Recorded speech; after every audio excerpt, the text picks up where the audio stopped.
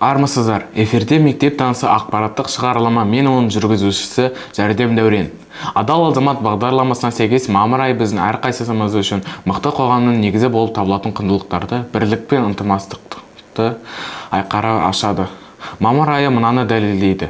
Біз бірге болғанда емтихандарды сәтті тапсырудан бастап, үлкен мектеп жеңістеріне дейінгі кез келген міндетті орындай аламыз. Өйткені біздің күшіміз бірлікте, ал қолдауымыз ынтымақтастықта.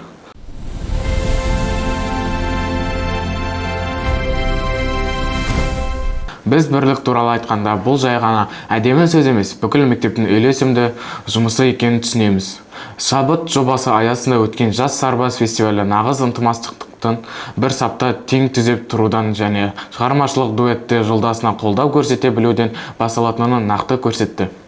Оқушылар бір ырғақпен сап түзеп, марш басқанда немесе отан туралы әнді бір ауыздан шырқағанда, бұл жай ғана мектеп байқауы емес екені айқын болады. Біз мұнда ұрпақтар арасындағы жанды байланыс пен ортақ мақсаттарымызды көреміз. Төменгі сынып оқушыларының тәртібі мен жоғары сынып оқушыларының шынайы өнері адал азамат болу, ортақ тарихты құрметтеу және бір командада болашақты құру екенін дәлелдейді. Биылғы жылы жас сарбаз фестивалі әр буынға өзіндік бірегей формат ұсына отырып, бүкіл мектепті қамтыды. Біздің ең кішкентай қатысушыларымыз бастауыш сынып оқушылары үшін мереке сап түзеу және ән айту байқауы түрінде өтті. Балалар нағыз саптық дайындығын көрсетті. Бағдарлама нақты марш басу мен қозғалыс кезінде ән айтуды қамтыды. Ал табыстың басты кепілі сынып ұжымдарының 100% жаппай қатысуы мен ұйымшылдығы болды. Біздің бүлдіршіндеріміз тәртіп пен шығармашылықтың қатар жүре алатынын іс жүзінде дәлелдеді. Құрметті балалар, сіздерді отан қорғаушы күнімен құттықтай отырып, сіздерге елімізді сүйетін білімді бала болып, тәтті балалық шақ, елімізді қорғайтын болашағы балалар болып өсуіңізге тілектеспін. Орта буын оқушылары арасындағы байқау да өте қызықты өтті. Мұнда басты назар вокалдық өнерге аударылды. Сахнаның басты кейіпкерлері біздің ұлдар болды. Көрермендер тебіріңізге толы жеке орындауларды, үйлесімді дуэттер мен ұйымшыл триоларды тыңдады. Әрбір ән отан қорғаушыларға деген құрметтің белгісі болып, залды тарихымызға деген мақтаныш сезімізге толтырды. Жас сарбаз фестивалі жай ғана шығармашылық сайыс емес, мектептегі ауызбіршіліктің айқын көрінісіне айналды. Бір отбасының күнтізбесінде бізді кез келген сөзден де бекем біріктіретін даталар болады. Соның ішінде 9 мамыр ең маңыздысы. Биыл мектебімізде өткен мерекелік концерт ұрпақтар арасындағы нағыз сұхбатқа айналды. Музыка, би және шынайы көркем сөз арқылы біз халқымызды тұтас ететін сол бір көрінбейтін байланысты сезіну үшін тарихқа тағы бір мәрте үңілдік. Бұл алғыс пен терең ынтымақтастыққа толы кездесу болды. Акт залының сахнасы естеліктер мекеніне айналып, әрбір қойылым көрермендер жүрегінде терең орын тапты. Жамбыл Жабаевтың Ленинградты көренім өлеңінің желісімен қойылған театрландырылған көрініс жұртшылыққа ерекше әсер етті. Орындаушылардың шеберлігі арқасында ұлы ақынның өзі Нева жағалаудыңдағы қаланың ержүрек қорғаушыларына арнап сөз сөйлеп тұрғандай сезілді. Сұрапыл соғыс жылдарының драмасын классикаға айналған өлеңдер жеткізді. Константин Симоновтың тебірентерлік күтмені туындысы мен Мұса Жәлелдің жан тебірентерлік шылықтар оқиғасы залдағы көптеген адамның көзіне жас алдырды. Майдан даласындағы демалыс сәттерінің атмосферасының гитарамен айтылған әндер мен барлық жастағы көрермендер бірге қосылып шырқаған соғыс жылдарындағы композициялардың попурриі жаңғыртты. Концерттің хореографиялық бөлімі қойылымдарға ерекше жеңілдік пен символизм қосты. Аңызға айналған тырналар және Катюша әуендеріне қойылған би нөмірлері қаза тапқан батырларға деген ақ жарқын сағынышты да жеңіске деген таусылмас сенімді де паш етті. Мерекелік кеш бүкіл мектеп ұжымның ортақ ісіне айналып, тарихи жады бірлігіміздің іргетасы екенін тағы бір мәрте есімізде салды. Нағыз ынтымақтастық тек бірлескен еңбекте ғана емес, сонымен қатар командалық рух жеке рекордтарда маңыздырақ болатын адал спорттық бәсекеде де көрініс табады. Жақында мектебіміз бүкіл аудан педагогтарының басын қосқан үлкен волейбол турнирінің алаңына айналды. Бұл кездесу жай ғана ойын емес, отансүйгіштіктің жанды сабағы және тарихымызға деген терең құрметтің белгісі. Жарыс ұлы отан соғысының ардагері жерлес батырымыз Қабдесат Құсайынұлы Ізбасовтың туғанына 100 жыл толуына арналды.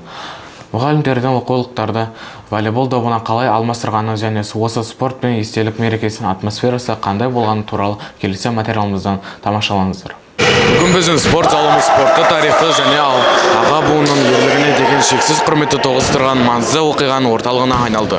Төрешінің ысқырғы кроссовкалардың шиқылы мен қуатты соққылар мұны бәрі Каменка мектебінің үлкен волейбол турнирінің алаңына айналуынан. Бірақ бұл жай ғана ойын емес, жарыс ұлы отан соғысының ардагері Ізбасов Қабдесат Құсайынұлының 100 жылдығына арналды. Зал күмбезінің астына кәсіби атлеттер емес, күн сайын балаларға білім әлемін ашатын жандар жиналды. Аудан мектептерінің мұғалімдері мен қызметкерлері үйреншікті оқулықтарын волейбол добына алмастырды. Өз командаларын Зеленов орта мектебінің Белес, Егіндібұлақ және Үлкен Шыған ауылдарындағы мектептердің ұжымдары, сондай-ақ Қасым Аманжолов атындағы мектептің құрамасы ұсынды. Әрине, көбік үшін күреске турнир қожайындары Каменка орта мектебінің педагогикалық ұжымы да білек сабана кірісті. Турнир ұйымдастырушылары біздің мектептің пәні мұғалімдері Айдос Есенбаевич Қарсақов пен Руслан Батырғалиевич Бажиков атап өткендей, бұл кездесу денсаулықты нығайтып қана қоймай, бәріміз үшін отан сүйгіштіктің жанды сабағы болуы тиіс. Алаңдағы тартыс деңгейі кәсіби лигалардан кем түспеді. Әрбір соққы төзімділіктің сынағы ал әрбір блок үйлесімді командалық жұмыстың үлгісі болды. Педагогтар партиялардағы әр ұрпай үшін күресе отырып, жеңіске деген ерекше жігер көрсетті.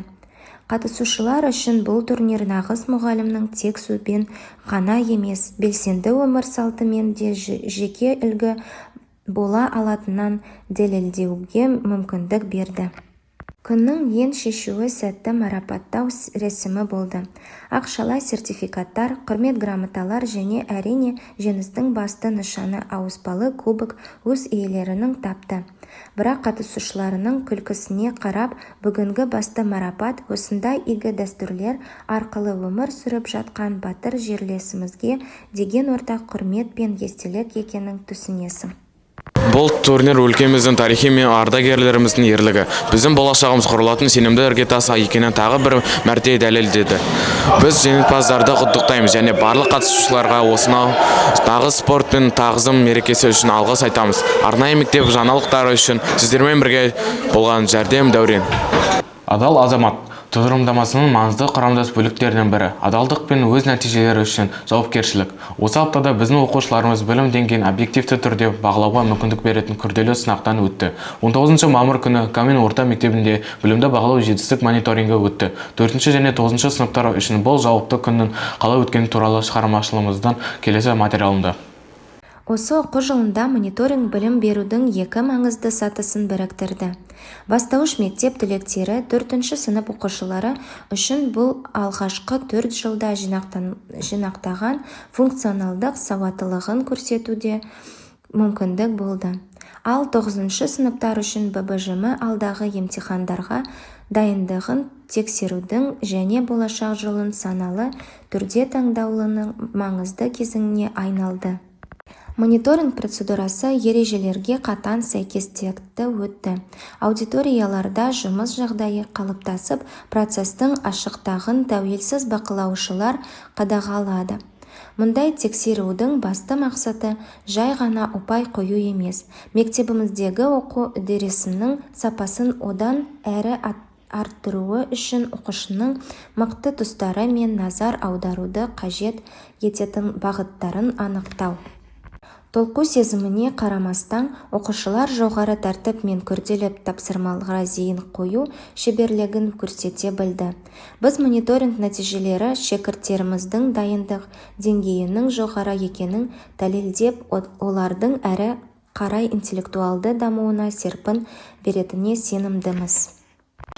Мамыр айының ең тебіреністі әрі салтанатты оқиғасы соңғы қоңырау мерекесі болды. Биылғы мектеп линейкасы бірінші сынып оқушылары мен түлектерді бір үлкен әрі тату отбасына біріктіріп, нағыз мектептегі ынтымақтастықтың символына айналды. Бұл мереке ұрпақтар бірлігі мен мектеп дәстүрлеріне деген құрметтен ортақ болашағымызға деген шынайы мақтаныш сезімі туатынын тағы бір мәрте есімізге салды. Сіздерді осы ұмытылмас күннің атмосферасына бізбен бірге қайта енуге шақырамыз. Мереке жыл бойы оқуға құштарлық пен ынта танытқандарды ылықтаудан басталды. 2-4 сынып оқушыларына үздік оқуы үшін салтанатты түрде мақтау қағазды табыс етілді. Бұл оқушылар адал азамат тұжырымдасыны дәріптейтін іске деген жауапкершілік лайықты үлгісі. Салтанаттың эмоционалды шарықтау шегі арманға қарай музыкалық нөмірі болды. Әннің соңғы аккордтарынан кейін мектеп өз түлектеріне тосынсыл жасады. 11 сынып оқушыларында үлкен өмір жолында ақ жол тілейтін арман символдары табыс етілді. Біздің 1 сынып оқушылары ерекше көңіл-күй сыйлады. Бүлдіршіндер шығармашылық нөмірлерінде дайындап қана қоймай, 11 сынып оқушыларына естелік сыйлықтар тапсырды. Осылайша әдемі мектеп дәстүрінің шеңбері түйісті. 1 қыркүйекте түлектер бүлдіршіндерге сыйлық берсе, бүгін ынтымақтастың пен алғыс белгісі ретінде олар рөлдерімен алмасты. Мектеп директоры сынып жетекшілер мен құрметті қонақтар салтанат иелеріне жылы лебіздерін білдіріп, қара шаңырақ мектептің есігі өз шәкірттерін үшін әрдайым ашық екенін атап өтті. Міне, ең толқынысты сәт те келіп жетті. Осы оқу жылында соңғы қоңырау соғу құрметті ең үздіктерге, оқу озаттары Ишанова Ильнура мен Қарқұжакова Камилаға, сондай ақ алтын белгісінен үміткер Амангелді Еркеайымға берілді. Бұл қоңырау маңызды кезеңнің аяқталғанын және жаңа белестердің басталғанын білдірді. Біздің түлектер туған мектебі дарытқан бірлік пен намыс құндылықтарының өмір бойы қастерлеп өтетініне сенеміз. Оқу жылы аяқталуға жақын, бірақ көптеген оқушылар үшін өз жетістіктерін салмақтайтын жауапты кезең туды. Мектебіміздегі мамыр айы ортақ мақсаттар бізді барынша біріктіретін уақыт. Қазіргі аттестация кезеңінде біз ынтымақтастығымыздың күшін ерекше сезінудеміз. Оқушылар дайындық барысында бір-біріне демеу болса, мұғалімдер мен ата-аналар әр бала үшін сенімді тірекке айналуда. Аралық аттестация мен алдағы қорытынды аттестация бұл біздің ауызбіршілігіміздің ортақ сыны. Өйткені әр оқушының жетістігі бұл мектеп отбасымыздың ортақ жеңісі. Камен мектебіндегі аттестация күндерінің өзара қолдау мен бірлік жағдайында қалай өтіп жатқан туралы келесі материалымыздан тамашалаңыздар. 26 және 28 мамыр күндері мектебімізде 5, 8 және 10 сынып оқушылары үшін аралық аттестация өткізілуде. Бұл күндері тексерудің басты пәні мемлекеттік тіл ретіндегі қазақ тілі болды. Оқушылар тілдің меңгеруде жетістіктерін көрсетіп, функционалдық сауаттылық деңгейі мен елдің мәдени мұрасына деген құрметін паш етуде. Дегенмен босаңсуға әлі ерте. 29 мамырдан бастап негізгі мектеп курсы бойынша білімдерін растайтын 9 сынып түлектері үшін қорытынды аттестация басталады. Ал маусымның алғашқы күндерінде эстафетаны 11 сынып оқушылары қабылдайды. 2 маусымнан бастап олар үшін үлкен өмірге жолдама болатын қорытынды аттестация басталмақ. Барлық оқушыларға өз күштеріне сенімділік пен жоғары нәтижелер тілейміз. Бүгінгі еңбекқорлықтарыңыз ертеңгі табыстарыңыздың іргетасы екенін ұмытпаңыздар. Мамыр айын қорытындылай келе, мектебіміздің әрбір жетістігінің мейлі ол спорттық жеңістер, шығармашылық табыстар немесе емтихандарға деген жауапты дайындық болсын, артында біздің бірлігіміздің ұлы күші тұрғанын көреміз. Осы айдың оқиғалары нағыз ынтымақтастықтың бір-бірімізге деген қолдаудан көрінетін тағы бір мәрте дәлелдеді. 1 сынып оқушысының алғашқы сенімсіз қадамынан бастап, түлектің нық сеніммен айтқан ақ тілегіне дейін. Дәл осы адал азамат қасиеттері, ортақ тарихқа деген құрмет пен бір команда бола білу шеберлігі бізге осы оқу жылын мақтанышпен аяқтауға мүмкіндік берді. Біз мұғалімдерге, оқушылар мен ата-аналарға осы бірге өткерген жолымыз үшін алғыс айтамыз. Мектеп жаңалықтары жазғы демалысқа кетеді. Біз сіздермен келесі оқу жылында ортақ жетістіктеріміз туралы жаңа хикаялармен қауышамыз. Баршаңызға жақсы демалыс пен алдағы сынақтарда сәттілік тілейміз. Жаңа маусымда кездескенше.